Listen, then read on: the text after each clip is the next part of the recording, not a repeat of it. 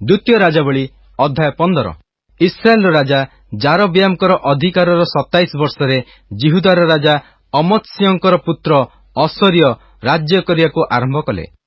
से राज्य करियाको आरंभ करिया समय 16 वर्ष वयस्क होइथिले। आउ से जेरुसालेमरे 52 वर्ष राज्य कले। तांको मातांकर नाम जिखलिया, से जेरुसालेम निवासिनी थिले।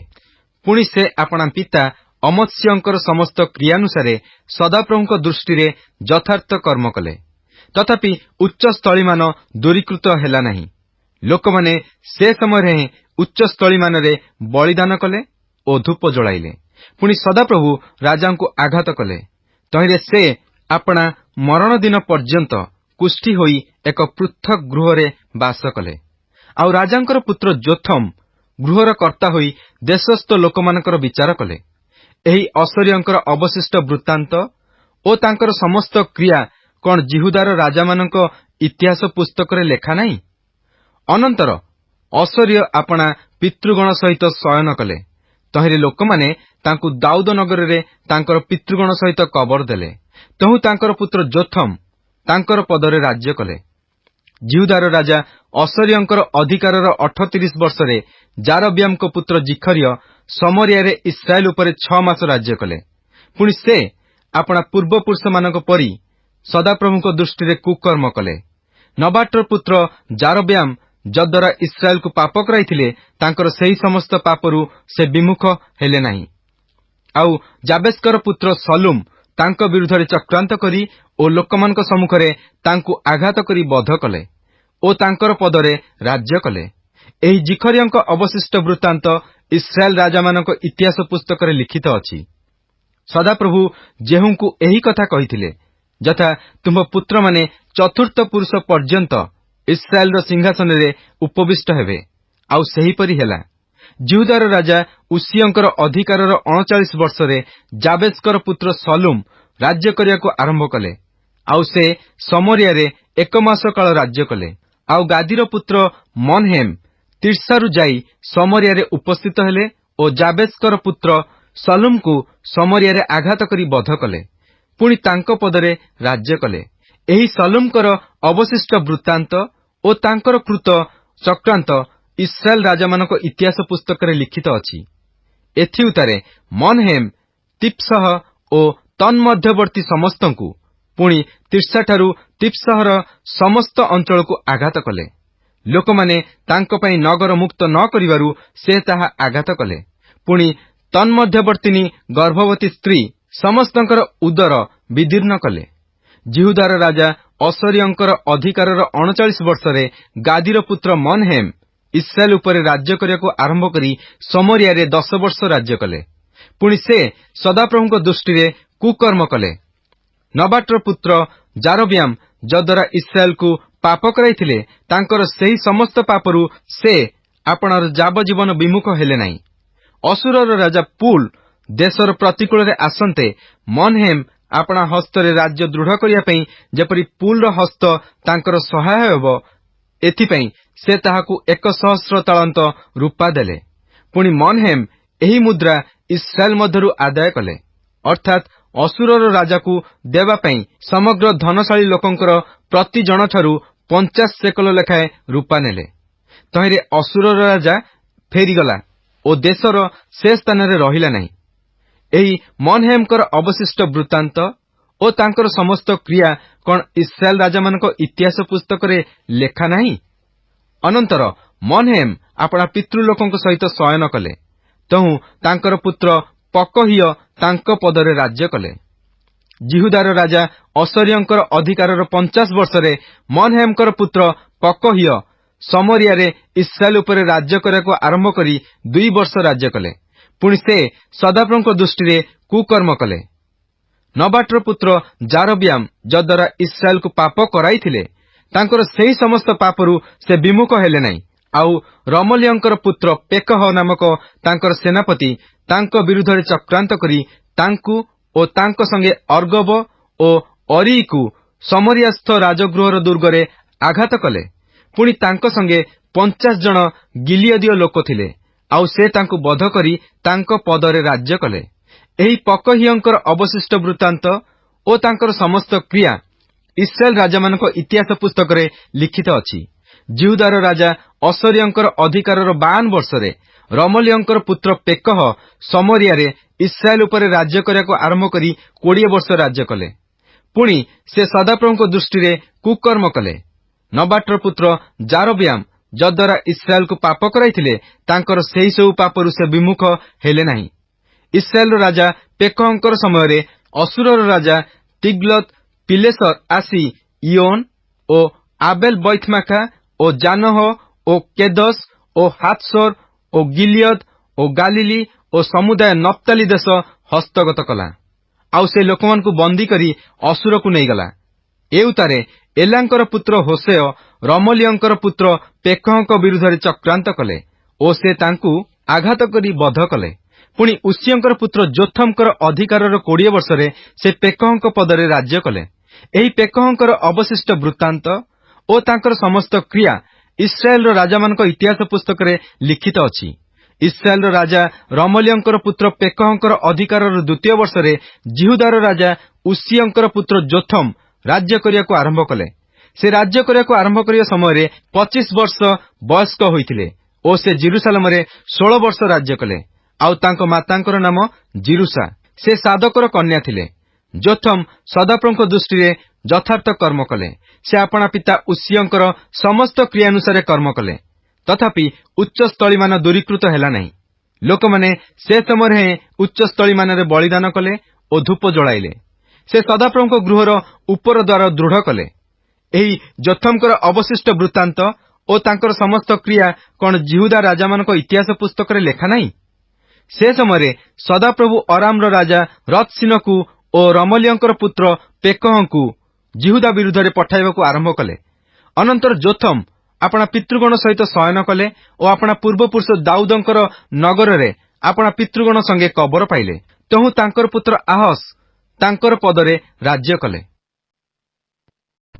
ହୋସେୟ ଅଧ୍ୟାୟ 1। ଜିହୁଦାର ରାଜଗଣ ଉସିୟ, ଯୋଥମ, ଆହସ ଓ ହିଜକିୟର ଅଧିକାର ସମୟରେ ଓ ଜୋଆସର ପୁତ୍ର ଇସ୍ରାଏଲର ରାଜା ଜାରବିୟାମର ସମୟରେ ସଦାପ୍ରଭୁଙ୍କର ଏହି ବାକ୍ୟ ବେରିଙ୍କ ପୁତ୍ର ହୋସେୟଙ୍କର ନିକଟରେ ଉପସ୍ଥିତ ହେଲା।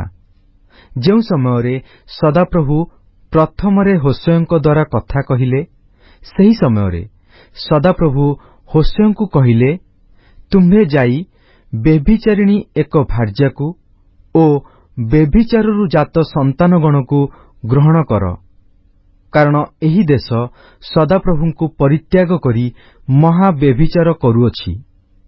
ତହିଁରେ ସେ ଯାଇ ଦିବ୍ଲାଇମର କନ୍ୟା ଗୋମରକୁ ଗ୍ରହଣ କଲା ଓ ସେ ଗର୍ଭବତୀ ହୋଇ ତାହାର ଏକ ପୁତ୍ର ପ୍ରସବ କଲା। ତହୁଁ ସଦାପ୍ରଭୁ ତାହାକୁ କହିଲେ, ତୁମ୍ଭେ ତାହାର ନାମ ଜିସ୍ରିଏଲ ରଖ, କାରଣ ଅଳ୍ପ କାଳ ଉତ୍ତାରେ ଆମ୍ଭେ ଜେହୁର ବଂଶକୁ ଜିସ୍ରିଏଲର ରକ୍ତପାତର ଫଳ ଭୋଗ କରାଇବା ଓ ଇସ୍ରାଏଲ ବଂଶର ରାଜ୍ୟ ଶେଷ କରାଇବା। ପୁଣି ସେ ସମୟରେ ଆମ୍ଭେ ଜିସ୍ରିଏଲର ଉପତ୍ୟକାରେ ଇସ୍ରାଏଲର ଧନୁ ଭଗ୍ନ କରିବା। ଆଉ ସେ ସ୍ତ୍ରୀ ପୁନର୍ବାର ଗର୍ଭଧାରଣ କରି ଏକ କନ୍ୟା ପ୍ରସବ କଲା। ଆଉ ସଦାପ୍ରଭୁ ତାହାକୁ କହିଲେ, ତୁମ୍ଭେ ତାହାର ନାମ ଲୋ ରୁହାମା ଅଦାୟ ପାତ୍ରୀ ରଖ, କାରଣ ଆମ୍ଭେ କୌଣସି ମତେ ଇସ୍ରାଏଲ ବଂଶକୁ କ୍ଷମା କରିବା ପାଇଁ ସେମାନଙ୍କ ପ୍ରତି ଆଉ ଦୟା ପ୍ରକାଶ କରିବା ନାହିଁ। ମାତ୍ର ଆମ୍ଭେ ଜିହୁଦା ବଂଶ ପ୍ରତି ଦୟା କରିବା ଓ ଧନୁ କି ଖଡ୍ଗ କି ଯୁଦ୍ଧ କି ଅଶ୍ୱଗଣ କି ଅବା ଅଶ୍ୱାରୋହୀଗଣ ଦ୍ୱାରା ସେମାନଙ୍କୁ ଉଦ୍ଧାର ନ କରି ସଦାପ୍ରଭୁ ସେମାନଙ୍କ ପରମେଶ୍ୱରଙ୍କ ଦ୍ୱାରା ଉଦ୍ଧାର କରିବା। ସେ ସ୍ତ୍ରୀ ଲୋ ରୁହାମାକୁ ସ୍ତନ୍ୟପାନ ତ୍ୟାଗ କରାଇଲା ଉତ୍ତାରେ ଗର୍ଭଧାରଣ କରି ଏକ ପୁତ୍ର ପ୍ରସବ କଲା। ତହିଁରେ ସଦାପ୍ରଭୁ କହିଲେ, ତୁମ୍ଭେ ତାହାର ନାମ ଲୋ ଆମି ଆମ୍ଭର ଲୋକ ନୁହେଁ ରଖ, କାରଣ ତୁମ୍ଭେମାନେ ଆମ୍ଭର ଲୋକ ନୁହଁ ଓ ଆମ୍ଭେ ତୁମ୍ଭମାନଙ୍କର ପରମେଶ୍ୱର ନୋହିବା। ତଥାପି ଇସ୍ରାଏଲ ସନ୍ତାନଗଣର ସଂଖ୍ୟା ସମୁଦ୍ରର ବାଲୁକା ତୁଲ୍ୟ ଅପରିମେୟ ଓ ଅସଂଖ୍ୟ ହେବ। ପୁଣି ଯେଉଁ ସ୍ଥଳରେ ସେମାନଙ୍କୁ ତୁମେମାନେ ଆମ୍ଭର ଲୋକ ନୁହଁ ବୋଲି କୁହାଯାଇଥିଲା, ସେ ସ୍ଥଳରେ ସେମାନଙ୍କୁ କୁହାଯିବ ଯେ ତୁମେମାନେ ଜୀବିତ ପରମେଶ୍ୱରଙ୍କର ସନ୍ତାନଗଣ ଅଟ। ଆଉ ଜିହୁଦାର ସନ୍ତାନଗଣ ଓ ଇସ୍ରାଏଲର ସନ୍ତାନଗଣ ଏକତ୍ର ସଂଗ୍ରହ କରାଯିବେ ଓ ସେମାନେ ଆପଣମାନଙ୍କ ଉପରେ ଏକ ଜଣକୁ ପ୍ରଧାନ ରୂପେ ନିଯୁକ୍ତ କରି ଦେଶରୁ ଯାତ୍ରା କରିବେ, କାରଣ ଜିସ୍ରିଏଲର ଦିନ ମହତ୍ ଦିନ ହେବ। ହୋଶେୟ ଅଧ୍ୟାୟ 2। ତୁମ୍ଭେମାନେ ଆପଣମାନଙ୍କର ଭାତୃଗଣକୁ ଅମି ଆମ୍ଭର ଲୋକ ଓ ଆପଣମାନଙ୍କର ଭଗ୍ନୀଗଣକୁ ରୁହାମା ଦୟାପାତ୍ରୀ କୁହ। ତୁମ୍ଭେମାନେ ଆପଣା ମାତା ସହିତ ବାଦାନୁବାଦ କର, କାରଣ ସେ ଆମ୍ଭର ଭାର୍ଯ୍ୟା ନୁହେଁ, କିଏବା ଆମ୍ଭେ ତାହାର ସ୍ୱାମୀ ନୋହୁଁ। ସେ ଆପଣା ଦୃଷ୍ଟିରୁ ଆପଣା ବେଶ୍ୟାଚାର ଓ ଆପଣା ସ୍ତନଦ୍ୱୟର ମଧ୍ୟରୁ ବ୍ୟଭିଚାର ଦୂର କରୁ, ନୋହିଲେ ଅବା ଆମ୍ଭେ ତାହାକୁ ଚିକିତ୍ସା କରିବା ଓ ସେ ଜନ୍ମଦିନରେ ଯେ ରୂପ ଥିଲା ସେ ରୂପ କରି ତାହାକୁ ରଖିବା, ପୁଣି ତାହାକୁ ପ୍ରାନ୍ତରର ତୁଲ୍ୟ କରିବା ଓ ମରୁଭୂମି ତୁଲ୍ୟ କରି ତୃଷାରେ ତାହାକୁ ବଧ କରିବା। ଆହୁରି ଆମ୍ଭେ ତାହାର ସନ୍ତାନଗଣ ପ୍ରତି ଦୟା କରିବା ନାହିଁ, କାରଣ ସେମାନେ ବେଶ୍ୟାଚାରରୁ ଜାତ ସନ୍ତାନ। ଯେହେତୁ ସେମାନଙ୍କର ମାତା ବେଶ୍ୟାବୃତ୍ତି କରିଅଛି, ସେମାନଙ୍କର ଗର୍ଭଧାରିଣୀ ଲଜ୍ଜାକର କର୍ମ କରିଅଛି, କାରଣ ସେ କହିଲା, ମୋର ଯେଉଁ ପ୍ରେମିକଗଣ ମତେ ଅନ୍ନ, ଜଳ, ମେସଲୋମ, ମସିନା ବସ୍ତ୍ର, ତୈଳ ଓ ମୋର ପେୟଦ୍ରବ୍ୟ ମତେ ଦିଅନ୍ତି, ମୁଁ ସେମାନଙ୍କର ପଛେ ପଛେ ଯିବି। ଏଥିପାଇଁ ଦେଖ, ଆମ୍ଭେ କଣ୍ଟା ଦ୍ୱାରା ତୁମ୍ଭର ପଥ ରୁଦ୍ଧ କରିବା ଓ ଆମ୍ଭେ ତାହାର ବିରୁଦ୍ଧରେ ବାଡ଼ ବାନ୍ଧିବା। ତହିଁରେ ସେ ଆପଣା ପଥ ପାଇବ ନାହିଁ। ପୁଣି ସେ ଆପଣା ପ୍ରେମିକଗଣର ପଛେ ପଛେ ଯିବ, ମାତ୍ର ସେ ସେମାନଙ୍କର ସଙ୍ଗ ଧରିବ ନାହିଁ ଓ ସେ ସେମାନଙ୍କର ଅନ୍ୱେଷଣ କରିବ, ମାତ୍ର ଉଦ୍ଦେଶ୍ୟ ପାଇବ ନାହିଁ। ତହୁଁ ସେ କହିବ, ମୁଁ ଫେରି ଆପଣା ପ୍ରଥମ ସ୍ୱାମୀ ନିକଟକୁ ଯିବି, କାରଣ ବର୍ତ୍ତମାନ ଅପେକ୍ଷା ସେତେବେଳେ ମୋର ମଙ୍ଗଳ ଥିଲା, ଯେହେତୁ ଆମ୍ଭେ ଯେ ତାହାକୁ ଶସ୍ୟ, ଦ୍ରାକ୍ଷାରସ ଓ ତୈଳ ଦେଲୁ ଓ ତାହାର ରୂପା ସୁନା ବୃଦ୍ଧି କଲୁ, ଏହା ସେ ଜାଣିଲା ନାହିଁ। ସେମାନେ ସେହି ରୂପା ସୁନା ବାଲଦେବ ଉଦ୍ଦେଶ୍ୟରେ ବ୍ୟୟ କଲେ। ଏଥିପାଇଁ ଆମ୍ଭେ ଶସ୍ୟ ସମୟରେ ଆମ୍ଭର ଶସ୍ୟ ଓ ଦ୍ରାକ୍ଷାରସର ଋତୁରେ ଆମ୍ଭର ଦ୍ରାକ୍ଷାରସ ଫେରାଇ ନେବା, ଯଦ୍ୱାରା ତାହାର ଉଲ୍ଲଂଘତା ଆଚ୍ଛାଦିତ ହୁଅନ୍ତା। ଆମ୍ଭର ସେହି ମେସଲୋମ ଓ ମସିନା ଛଡ଼ାଇ ନେବା। ପୁଣି ଏବେ ଆମ୍ଭେ ତାହାର ପ୍ରେମିକଗଣର ସାକ୍ଷାତରେ ତାହାର ଭ୍ରଷ୍ଟତା ପ୍ରକାଶ କରିବା ଓ ଆମ୍ଭ ହସ୍ତରୁ କେହି ତାହାକୁ ଉଦ୍ଧାର କରିବେ ନାହିଁ। ଆହୁରି ଆମ୍ଭେ ତାହାର ସକଳ ଆମୋଦ, ତାହାର ଉତ୍ସବ, ଅମାବାସ୍ୟା, ବିଶ୍ରାମ ଦିନ ଓ ତାହାର ମହାସଭା ସକଳ ରହିତ କରିବା। ଆଉ ସେ ଆପଣାର ଯେଉଁ ଦ୍ରାକ୍ଷାଲତା ଓ ଡିମ୍ବୁରି ବୃକ୍ଷ ବିଷୟରେ କହିଥିଲା, ଏସବୁ ମୋର ପ୍ରେମିକଗଣ ମୋର ବର୍ତ୍ତନ ସ୍ୱରୂପେ ମତେ ଦେଇଅଛନ୍ତି। ସେସବୁ ଆମ୍ଭେ ଉଜାଡ଼ କରିବା, ଆଉ ଆମ୍ଭେ ସେ ସବୁକୁ ଅରଣ୍ୟ କରିବା। ତହିଁରେ ବନ୍ୟ ପଶୁଗଣ ତାହା ଖାଇ ପକାଇବେ। ପୁଣି ଯେଉଁମାନଙ୍କ ଉଦ୍ଦେଶ୍ୟରେ ସେ ଧୂପ ଜଳାଇଲା, ସେହି ବାଲ୍ ଦେବଗଣର ପ୍ରତିଷ୍ଠିତ ଦିନସମୂହର ପ୍ରତିଫଳ ଆମ୍ଭେ ତାହାକୁ ଭୋଗ କରାଇବା। ସେ ସମୟରେ ସେ କର୍ଣ୍ଣକୁଣ୍ଡଳ ଓ ଅଳଙ୍କାରାଦିରେ ଆପଣାକୁ ଭୂଷିତା କରି ଆପଣା ପ୍ରେମିକଗଣର ପଛେ ପଛେ ଗଲା ଓ ଆମ୍ଭକୁ ଭୁଲିଲା। ଏହା ସଦାପ୍ରଭୁ କହନ୍ତି। ଏ ନିମନ୍ତେ ଦେଖ, ଆମ୍ଭେ ତାହାର ମନକୁ ଆକର୍ଷଣ କରି ତାହାକୁ ପ୍ରାନ୍ତରକୁ ଆଣିବା ଓ ତାହାକୁ ଚିତ୍ତପ୍ରବୋଧକ କଥା କହିବା। ପୁଣି ସେ ସ୍ଥାନରୁ ଆମ୍ଭେ ତାହାକୁ ତାହାର ଦ୍ରାକ୍ଷାକ୍ଷେତ୍ର ଓ ଭରସାରୂପ ଦ୍ୱାର ନିମନ୍ତେ ଆଖୋର ଉପତ୍ୟକା ଦେବା। ପୁଣି ସେ ଯେପରି ଆପଣା ଯୌବନ କାଳରେ ଓ ମିଶର ଦେଶରୁ ଆସିବା ଦିନରେ ଉତ୍ତର କରିଥିଲା, ସେହିପରି ସେ ସ୍ଥାନରେ ଉତ୍ତର କରିବ। ଆଉ ସଦାପ୍ରଭୁ କହନ୍ତି, ସେହିଦିନ ତୁମ୍ଭେ ଆମ୍ଭକୁ ଇସି ଆମ୍ଭର ସ୍ୱାମୀ ବୋଲି ଡାକିବ ଓ ବାଲି କର୍ତ୍ତା ବୋଲି ଆଉ ଡାକିବ ନାହିଁ। କାରଣ ଆମ୍ଭେ ତାହାର ମୁଖରୁ ବାଲ୍ ଦେବଗଣର ନାମ ସବୁ ଦୂର କରିବା, ପୁଣି ସେ ନାମ ସବୁ ଆଉ ଧରାଯିବ ନାହିଁ। ଆଉ ସେଦିନ ଆମ୍ଭେ ସେମାନଙ୍କ ନିମନ୍ତେ କ୍ଷେତ୍ରସ୍ଥ ପଶୁ ଓ ଆକାଶସ୍ଥ ପକ୍ଷୀ ଓ ଭୂମିସ୍ଥ ଉରଗାମୀ ଜନ୍ତୁଗଣର ସହିତ ନିୟମ କରିବା ଓ ଆମ୍ଭେ ଦେଶରୁ ଧନୁ, ଖଡ୍ଗ ଓ ଯୁଦ୍ଧ ଉଚ୍ଛିନ୍ନ କରିବା, ଆଉ ସେମାନଙ୍କୁ ନିରାପଦରେ ଶୟନ କରାଇବା। ପୁଣି ଆମ୍ଭେ ଚିରକାଳର ନିମନ୍ତେ ଆମ୍ଭ ପାଇଁ ତୁମ୍ଭକୁ ବାଗ୍ଦାନ କରିବା। ହଁ, ଆମ୍ଭେ ତୁମ୍ଭକୁ ଧର୍ମରେ, ନ୍ୟାୟ ବିଚାରରେ, ସ୍ନେହପୂର୍ଣ୍ଣ କରୁଣାରେ ଓ ଦୟାରେ ଆମ୍ଭ ପାଇଁ ବାଗ୍ଦାନ କରିବା। ଆମ୍ଭେ ତୁମ୍ଭକୁ ବିଶ୍ୱସ୍ତତାରେ ଆମ୍ଭ ପାଇଁ ବାଗ୍ଦାନ କରିବା। ତହିଁରେ ତୁମ୍ଭେ ସଦାପ୍ରଭୁଙ୍କୁ ଜ୍ଞାତ ହେବ। ଆହୁରି ସଦାପ୍ରଭୁ କହନ୍ତି, ସେଦିନ ଆମ୍ଭେ ଉତ୍ତର ଦେବା, ଆମ୍ଭେ ଆକାଶମଣ୍ଡଳକୁ ଉତ୍ତର ଦେବା ଓ ଆକାଶମଣ୍ଡଳ ପୃଥିବୀକୁ ଉତ୍ତର ଦେବ। ପୁଣି ପୃଥିବୀ ଶସ୍ୟକୁ, ଦ୍ରାକ୍ଷାରସକୁ ଓ ତୈଳକୁ ଉତ୍ତର ଦେବ। ଆଉ ସେ ସମସ୍ତେ ଜିସ୍ରିଏଲକୁ ଉତ୍ତର ଦେବେ। ପୁଣି ଆମ୍ଭେ ଆପଣା ପାଇଁ ତାହାକୁ ଦେଶରେ ରୋପଣ କରିବା। ତହିଁରେ ଯେ ଦୟା ପାଇନଥିଲା, ତାହା ପ୍ରତି ଆମ୍ଭେ ଦୟା କରିବା।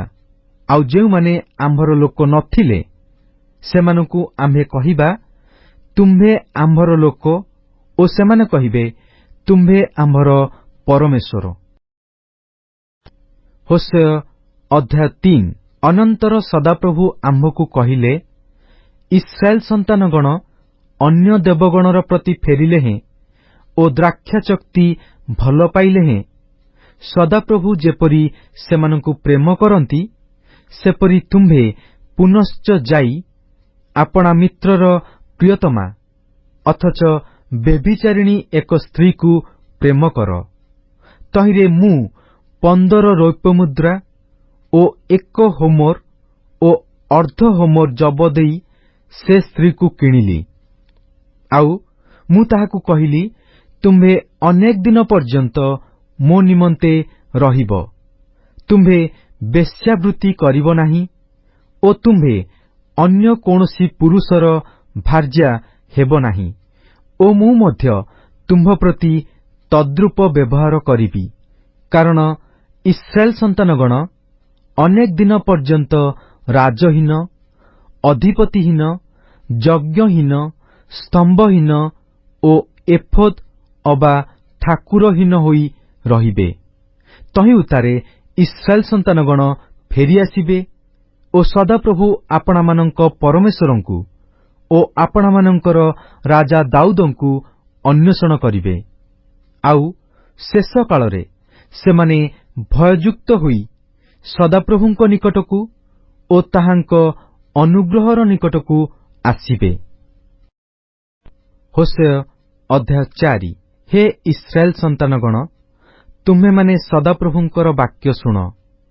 କାରଣ ଦେଶରେ ସତ୍ୟ ଅବା ଦୟା କି ଅବା ପରମେଶ୍ୱର ବିଷୟକ ଜ୍ଞାନ ନ ଥିବାରୁ ଦେଶ ନିବାସୀଗଣର ସହିତ ସଦାପ୍ରଭୁଙ୍କର ବିବାଦ ଅଛି। ଶପଥ, ବିଶ୍ୱାସ ଲଙ୍ଘନ, ବଧ, ଚୋରି ଓ ବ୍ୟଭିଚାର ବିନା ତହିଁ ମଧ୍ୟରେ ଆଉ କିଛି ନାହିଁ। ଲୋକମାନେ ବିଦ୍ରୋହୀ ହୋଇ ଉଠନ୍ତି ଓ ରକ୍ତପାତ ଉପରେ ରକ୍ତପାତ କରାଯାଏ। ଏଥିପାଇଁ ଦେଶ ବିଳାପ କରିବ ଓ ତହିଁର ନିବାସୀ ପ୍ରତ୍ୟେକ ଲୋକ, କ୍ଷେତ୍ରସ୍ଥ ପଶୁ ଓ ଆକାଶସ୍ଥ ପକ୍ଷୀଗଣ ସହିତ କ୍ଷୀଣ ହେବେ। ହଁ, ସମୁଦ୍ରର ମତ୍ସ୍ୟଗଣ ହିଁ ଦୂରୀକୃତ ହେବେ। ତଥାପି କୌଣସି ମନୁଷ୍ୟ ବିବାଦ ନ କରୁ କିମ୍ବା କୌଣସି ମନୁଷ୍ୟ ଅନୁଯୋଗ ନ କରୁ, କାରଣ ତୁମ୍ଭର ଲୋକମାନେ ଯାଜକ ସହିତ ବିବାଦକାରୀ ଲୋକମାନଙ୍କର ତୁଲ୍ୟ ଅଟନ୍ତି। ପୁଣି ତୁମ୍ଭେ ଦିନବେଳେ ଝୁଣ୍ଟି ପଡ଼ିବ ଓ ଭବିଷ୍ୟତ ବକ୍ତା ହିଁ ରାତ୍ରି କାଳରେ ତୁମ୍ଭ ସଙ୍ଗେ ଝୁଣ୍ଟି ପଡ଼ିବ, ଆଉ ଆମ୍ଭେ ତୁମ୍ଭର ମାତାକୁ ବିନାଶ କରିବା। ଆମ୍ଭର ଲୋକମାନେ ଜ୍ଞାନର ଅଭାବ ସକାଶୁ ବିନଷ୍ଟ ହୋଇଅଛନ୍ତି, କାରଣ ତୁମ୍ଭେ ଜ୍ଞାନ ଅଗ୍ରାହ୍ୟ କରିଅଛ, ଆମ୍ଭେ ମଧ୍ୟ ତୁମ୍ଭକୁ ଅଗ୍ରାହ୍ୟ କରିବା। ତହିଁରେ ତୁମ୍ଭେ ଆମ୍ଭର ଯାଜକ ହେବ ନାହିଁ। ତୁମ୍ଭେ ଆପଣା ପରମେଶ୍ୱରଙ୍କ ବ୍ୟବସ୍ଥା ପାସରିବାରୁ ଆମ୍ଭେ ମଧ୍ୟ ତୁମ୍ଭ ସନ୍ତାନଗଣକୁ ପାସରି ପକାଇବା। ସେମାନେ ବୃଦ୍ଧି ପାଇବା ପ୍ରମାଣେ ଆମ୍ଭ ବିରୁଦ୍ଧରେ ପାପ କଲେ, ଆମ୍ଭେ ସେମାନଙ୍କର ଗୌରବ ଅପମାନରେ ପରିଣତ କରିବା। ସେମାନେ ଆମ୍ଭର ଲୋକମାନଙ୍କ ପାପରେ ପ୍ରତିପୋଷିତ ହୁଅନ୍ତି, ଆଉ ସେମାନଙ୍କ ଅଧର୍ମରେ ଆପଣା ଆପଣା ଅନ୍ତଃକରଣକୁ ଆସକ୍ତ କରନ୍ତି। ଏଣୁ ଯଥା ଲୋକ ତଥା ଯାଜକ ହେବେ। ପୁଣି ଆମ୍ଭେ ସେମାନଙ୍କ ଆଚରଣ ଅନୁସାରେ ସେମାନଙ୍କୁ ଦଣ୍ଡ ଦେବା ଓ ସେମାନଙ୍କ କର୍ମାନୁସାରେ ସେମାନଙ୍କୁ ପ୍ରତିଫଳ ଦେବା। ତହିଁରେ ସେମାନେ ଭୋଜନ କଲେ ହେଁ ତୃପ୍ତ ନୋହିବେ, ବ୍ୟଭିଚାର କଲେ ହେଁ ବହୁ ବଂଶ ନୋହିବେ, କାରଣ ସେମାନେ ସଦାପ୍ରଭୁଙ୍କ ପ୍ରତି ମନୋଯୋଗ ତ୍ୟାଗ କରିଅଛନ୍ତି। ବ୍ୟଭିଚାର, ମଦ୍ୟ ଓ ନୂତନ ଦ୍ରାକ୍ଷାରସ ବୁଦ୍ଧି ହରଣ କରେ। ଆମ୍ଭର ଲୋକମାନେ ଆପଣା କାଷ୍ଠଖଣ୍ଡର ନିକଟରେ ମନ୍ତ୍ରଣା ଚାହାନ୍ତି ଓ ସେମାନଙ୍କର ଯଷ୍ଟି ସେମାନଙ୍କ ପ୍ରତି କଥା ପ୍ରକାଶ କରେ, କାରଣ ବ୍ୟଭିଚାରର ଆତ୍ମା ସେମାନଙ୍କୁ ଭ୍ରାନ୍ତ କରିଅଛି। ପୁଣି ସେମାନେ ପରମେଶ୍ୱରଙ୍କ ଅଧୀନତାରୁ ଯାଇ ବ୍ୟଭିଚାର କରିଅଛନ୍ତି। ସେମାନେ ପର୍ବତମାନର ଶୃଙ୍ଗରେ ବଳିଦାନ କରନ୍ତି ଓ ଉପପର୍ବତଗଣର ଉପରେ ଅଲୋନ, ଲିବ୍ନି ଓ ଏଲା ବୃକ୍ଷ ତଳରେ ଧୂପ ଜଳାନ୍ତି, କାରଣ ତହିଁର ଛାୟା ଉତ୍ତମ। ଏଥିପାଇଁ ତୁମ୍ଭର କନ୍ୟାଗଣ ବେଶ୍ୟାଚାର କରନ୍ତି ଓ ତୁମ୍ଭର ବଧୂଗଣ ବ୍ୟଭିଚାର କରନ୍ତି। ତୁମ୍ଭର କନ୍ୟାଗଣ ବେଶ୍ୟାଚାର କଲାବେଳେ ଓ ତୁମ୍ଭର ବଧୂଗଣ ବ୍ୟଭିଚାର କଲାବେଳେ ଆମ୍ଭେ ସେମାନଙ୍କୁ ଶାସ୍ତି ଦେବା ନାହିଁ, କାରଣ ସେମାନେ ଆପେ ବେଶ୍ୟାମାନଙ୍କ ସଙ୍ଗେ ନିର୍ଜନକୁ ଯାଆନ୍ତି ଓ ମହାମାରୀମାନଙ୍କ ସଙ୍ଗେ ବଳିଦାନ କରନ୍ତି। ଯେଉଁ ଲୋକମାନେ ବୁଝନ୍ତି ନାହିଁ, ସେମାନେ ଉତ୍ପାଟିତ ହେବେ। ହେ ଇସ୍ରାଏଲ, ତୁମ୍ଭେ ଯଦ୍ୟପି ବେଶ୍ୟାବୃତ୍ତି କର, ତଥାପି ଜିହୁଦା ଯେପରି ଦୋଷଗ୍ରସ୍ତ ନ ହେଉ, ଆଉ ତୁମ୍ଭେମାନେ ଗିଲଗଲରେ ଉପସ୍ଥିତ ହୁଅ ନାହିଁ, କିମ୍ବା ବୈତ୍ ଆବନକୁ ଯାଅ ନାହିଁ, ଅଥବା ଜୀବିତ ସଦାପ୍ରଭୁ ବୋଲି ଶପଥ କର ନାହିଁ, କାରଣ ସ୍ୱେଚ୍ଛାଚାରିଣୀ ଗାଭୀ ତୁଲ୍ୟ ଇସ୍ରାଏଲ ଆପେ ସ୍ୱେଚ୍ଛାଚାରୀ ହୋଇଅଛି। ଏବେ ସଦାପ୍ରଭୁ ସେମାନଙ୍କୁ ମେଷଶାବକ ପରି ପ୍ରଶସ୍ତ ସ୍ଥାନରେ ଚରାଇବେ। ଇଫ୍ରାଇମ ପ୍ରତିମାଗଣ ପ୍ରତି ଆସକ୍ତ ହୋଇଅଛି, ତାକୁ ଛାଡ଼ିଦିଅ। ସେମାନଙ୍କର ପେୟଦ୍ରବ୍ୟ ଅମ୍ଳ ହୋଇଅଛି। ସେମାନେ ଅବିରତ ବେଶ୍ୟାଗମନ କରନ୍ତି। ତାହାର ଶାସନକର୍ତ୍ତାମାନେ ଅପମାନକୁ ଅତିଶୟ ଭଲ ପାଆନ୍ତି। ବାୟୁ ତାହାକୁ ଆପଣା ପକ୍ଷରେ ଆଚ୍ଛାଦନ କରିଅଛି ଓ ସେମାନେ ଆପଣାମାନଙ୍କର ବଳିଦାନ ସକାଶୁ ଲଜ୍ଜିତ ହେବେ। ହୋଶେୟ ଅଧ୍ୟାୟ 5। ହେ ଯାଜକଗଣ, ଏହା ଶୁଣ। ହେ ଇସ୍ରାଏଲ ବଂଶ, ମନୋଯୋଗ କର। ହେ ରାଜବଂଶ, କର୍ଣ୍ଣପାତ କର, କାରଣ ବିଚାର ତୁମ୍ଭମାନଙ୍କ ସମ୍ବନ୍ଧୀୟ। ତୁମ୍ଭେମାନେ ମିସ୍ପାରେ ଫାନ୍sh ସ୍ୱରୂପ ଓ ତାବୋରରେ ପ୍ରସାରିତ ଜାଲ ସ୍ୱରୂପ ହୋଇଅଛ। ପୁଣି ଅତ୍ୟାଚାରୀମାନେ ହତ୍ୟା କରିବାରେ ଗଭୀରକୁ ଯାଇଅଛନ୍ତି। ମାତ୍ର ଆମ୍ଭେ ସେ ସମସ୍ତଙ୍କର ଅନୁଯୋଗକାରୀ ଅଟୁ। ଆମ୍ଭେ ଇଫ୍ରାଇମକୁ ଜାଣୁ ଓ ଇସ୍ରାଏଲ ଆମ୍ଭର ଅଗୋଚର ନୁହେଁ। କାରଣ ହେ ଇଫ୍ରାଇମ, ତୁମ୍ଭେ ଏବେ ବେଶ୍ୟାବୃତ୍ତି କରିଅଛ, ଇସ୍ରାଏଲ ଅଶୁଚି ହୋଇଅଛି। ସେମାନଙ୍କର କ୍ରିୟାସକଳ ସେମାନଙ୍କୁ ଆପଣମାନଙ୍କ ପରମେଶ୍ୱରଙ୍କ ପ୍ରତି ଫେରିବାକୁ ଦେବ ନାହିଁ, କାରଣ ସେମାନଙ୍କ ଅନ୍ତରରେ ବ୍ୟଭିଚାରର ଆତ୍ମା ଅଛି ଓ ସେମାନେ ସଦାପ୍ରଭୁଙ୍କୁ ଜାଣନ୍ତି ନାହିଁ। ପୁଣି ଇସ୍ରାଏଲର ଦର୍ପ ତାହାର ମୁଖ ଆଗରେ ସାକ୍ଷ୍ୟ ଦିଏ। ଏଥିପାଇଁ ଇସ୍ରାଏଲ ଓ ଇଫ୍ରାଇମ ଆପଣାମାନଙ୍କ ଅଧର୍ମରେ ଝୁଣ୍ଟି ପଡ଼ିବେ। ସେମାନେ ଆପଣାମାନଙ୍କର ମେଷପଲ ଓ ଗୋପଲ ଘେନି ସଦାପ୍ରଭୁଙ୍କର ଅନ୍ୱେଷଣ କରିବା ପାଇଁ ଯିବେ, ମାତ୍ର ତାହାଙ୍କର ଉଦ୍ଦେଶ୍ୟ ପାଇବେ ନାହିଁ। ସେ ସେମାନଙ୍କ ନିକଟରୁ ଚାଲିଯାଇଅଛନ୍ତି। ସେମାନେ ସଦାପ୍ରଭୁଙ୍କ ପ୍ରତିକୂଳରେ ବିଶ୍ୱାସଘାତକତା କରିଅଛନ୍ତି, କାରଣ ସେମାନେ ବିଦେଶୀୟ ସନ୍ତାନ ଉତ୍ପନ୍ନ କରିଅଛନ୍ତି। ଏବେ ଅମାବାସ୍ୟା ସେମାନଙ୍କୁ ଓ ସେମାନଙ୍କ କ୍ଷେତ୍ର ସବୁକୁ ଗ୍ରାସ କରିବ। ତୁମେମାନେ ଗିବିଆରେ ସିଙ୍ଗାଧ୍ୱନି କର, ରାମାରେ ତୁରୀ ବଜାଅ, ବୈଥ ଆବନରେ ଭୟାନକ ସିଂହନାଦ କର।